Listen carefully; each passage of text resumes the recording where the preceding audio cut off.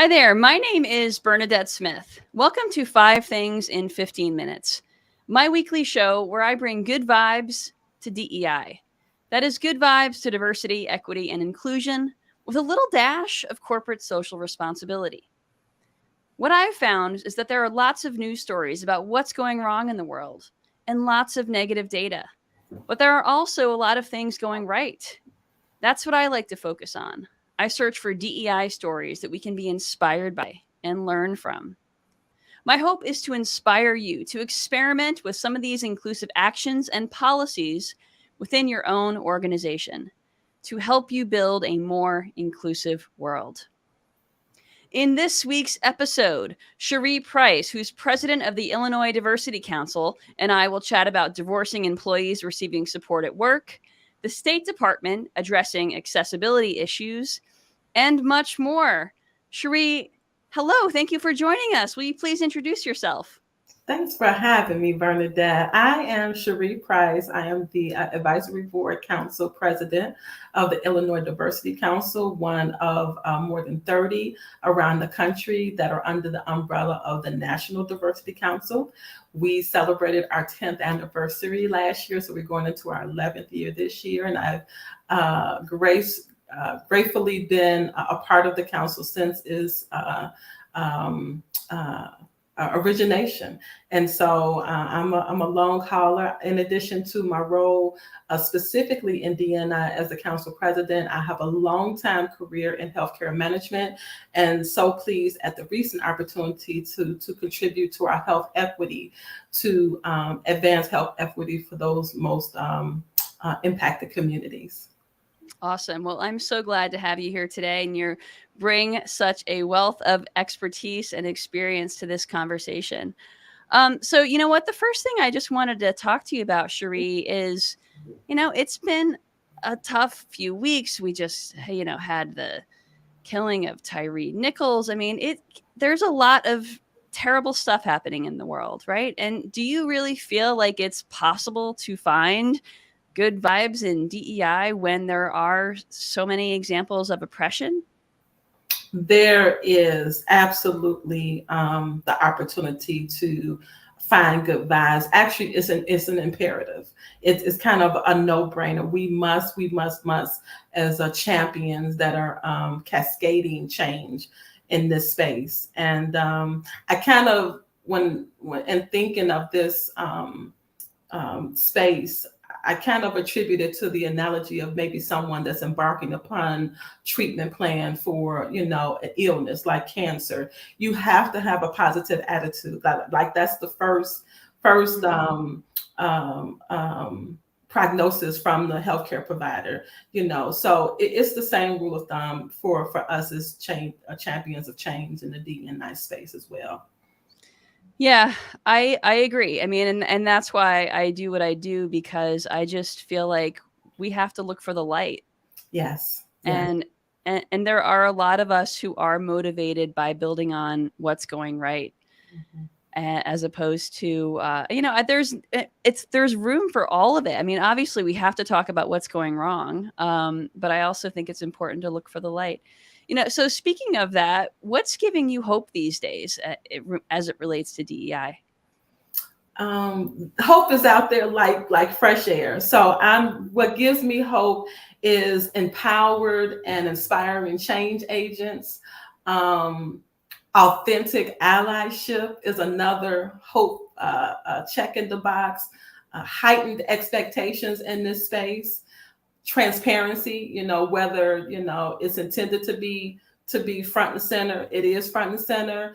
And then the undeniable accountability. So whether someone is doing it willingly, the accountability is there. And I think in lieu of this, the murder of Tyree, we saw swift action by those in power, and so that's just an example of that. But those are my hopeful nuggets that I really cling to. Well, that's a lot. So thank you. And I'm really glad that you're in a position to keep spreading hope in the work that you do. I mean, you have a broad reach in your work with the ILDC, and I know your programming serves a whole lot of folks here in the Chicagoland and Yeah. Illinois area. So thank you for putting all of those good vibes and best practices out into the world with that work. Yes. All right, so let's get to today's episode. So I'm going to first start with a story from last week, which is the first good vibe. So I was at a law firm to do an event, and I was getting mic'd up to speak. And as I was putting on my own mic, because I know how to do these things, right? The tech said, "She's a pro at this." And then, like, seconds later, turned to me and said, "Oh, I'm so sorry. I didn't mean to gender you." And my response was, no worries. You guessed right. Thank you. But honestly, I just thought it was so remarkable. And I actually talked to the group about it because we're not quite there where this is like happening all the time, and sharing of pronouns and correcting mistaken assumptions is part of everyday work life. And so I just thought it was a really great example of someone being an ally and someone correcting themselves, but none of it was a big deal. It was all a super quick experience. So big props to the AV tech at Jenner and Block in Chicago, for being the first good vibe from this week. Cherie, what's been your experience with this? What do you think about this? I think this was a really good example of sometimes how what I call SMEs, subject matter experts, can sometimes skew perceptions of a culture, whether they got it all together or whether or not they're kind of early adopters. But I believe that when a culture is normalized by a novice, it's a real thing. I think that that is really a representation, regardless of how high in the org chart you have someone that's trying to articulate how far the organization has come or where they are in the journey. But when a novice can really just show up and really display the true and authentic culture of the organization, I think that's a real thing. And I think that that is a true identification of where that organization is. I absolutely agree. I mean, this was essentially a frontline employee. A lot Yeah. of times, folks like that aren't even invited to diversity trainings, right? Absolutely, absolutely, absolutely. So if it's integrated and disseminated down a little further in the org chart to that individual, I think that is a good representation, and that is probably what's holistically happening. Absolutely. And you know what? And I just love that it was just a small action, and that acts of inclusion and acts that create a sense of belonging. They don't have to be this big thing. They Absolutely. can just be simple. Right. And so anyway, I love that story.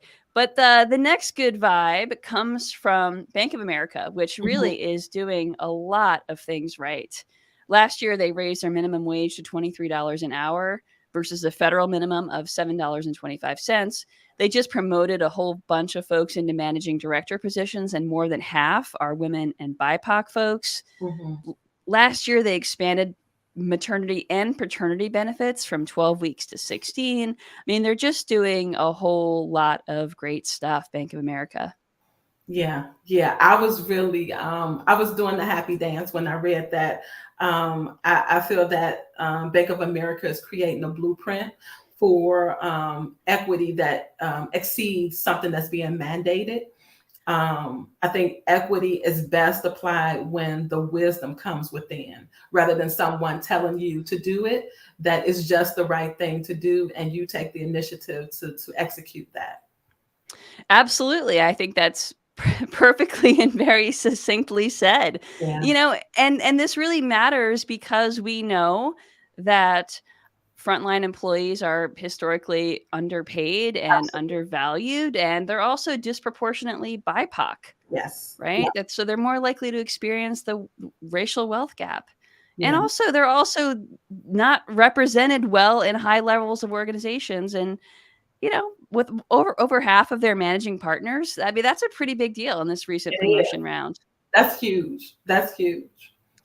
All right. So the next story comes from the US State Department, which is changing its standard font to improve accessibility for folks who are blind or visually impaired, which is about 13% of Americans. So this means that the State Department is changing from Times New Roman, which is a serif font, and switching to Calibri, a sans serif font, which makes it a little bit easier for screen readers to read. These are the types of things I don't even think about, Cherie, because I don't have this experience, right? Yeah, that was a light bulb moment, and it's just the indication to your point about the first story about just the little things. It's all relevant, right? It's all relevant, and when organizations, especially our government, makes these type of decisions, all stakeholders should be in scope. And I'm reminded of in my healthcare role, how these IT developers, their job is to always create these new and improved applications. But one thing I always find is that they build it first and then step back and ask the users, well, how do we do? Well, you missed the mark. And I think that this is a really good example of getting in front of what the end user needed and addressing that. Absolutely. It's always better to be proactive, right? Yes, yes, But yes. but my goodness, I mean, this has been knowledge, I guess, for 20 years and I didn't know about it. So there're just so many ways to be inclusive. Absolutely. All right, the next story is about a new program from the US government called the Welcome Corps, which is inspired by programs in Australia and Canada. It's a new refugee resettlement program where Americans in groups of 5 can privately sponsor refugees by raising some money, helping the refugees find schools, affordable housing, jobs, and so forth. This is, I think, fantastic. I think that the word that resonated with me with this particular story is the word community. I can envision. I know we're past that era, but like women had Tupperware parties. Why not have a sponsorship party, or the faith-based organizations, or even I could even envision like Girl Scouts or any type of organized group, or even what an inspiration to bring a group of folks together, a book club or a wine tasting club. I think Hmm. it was an absolute awesome expression of community. I did have a caveat to add to that. I felt like it was a good blueprint for us to address some of the homelessness that we experience in our city. I'm a big news watcher, and I saw a report this weekend that a grade school in my community where I grew up, actually my grade school and this school was rivals. Wadsworth is going to be opening up its doors to 250 immigrants to house them, and I was like, what a wonderful idea. And certainly, the two stories have some similarities, but I think that anything that we do for in that space for immigrants, people that are coming to our homelands, we can do for the ones that are underserved that are already here as well. Excellent point. Yes. And there certainly is a lot of that in Chicago and, Yeah. unfortunately all over. So, yes, thank you for that caveat because there's a lot of work to do Yeah, I indeed. think the news report story said that homelessness has increased from 25 to 33%. Wow, that's Yeah, heartbreaking. yeah. Absolutely heartbreaking. All right. Well, the last story is about a pledge from UK businesses to support divorcing employees. A study showed that 74% of these employees report feeling less efficient, and over 90% feel that their work performance and mental health suffered as a result of the divorce.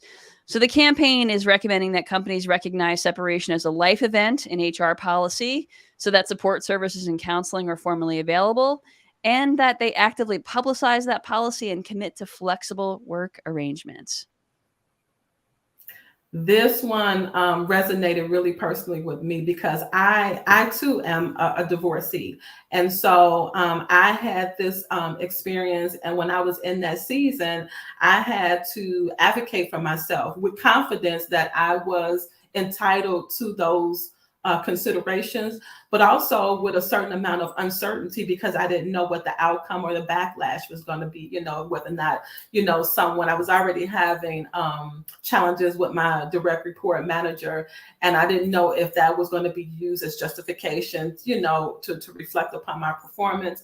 But I can remember just saying, hey, I'm good for it. I've earned it, and I just need some grace. And I think to be able to have a formalized policy and procedure in place to support individuals, I think is just a compliment to the whole mental wellness conversation. So this one gets my vote, absolutely. Yeah, I'm also a divorced person, so and it was really hard for me as well. And I'm self-employed, and I was self-employed then, and it was really hard, Okay. So I'm a big fan. So hopefully we start to see some organizations here in the US Yeah. taking on this type of policy as Absolutely, well. absolutely. I think that really intrigued me. That may be something I might dive into as a talking point for the IODC to There you expand go. the conversation. Yeah.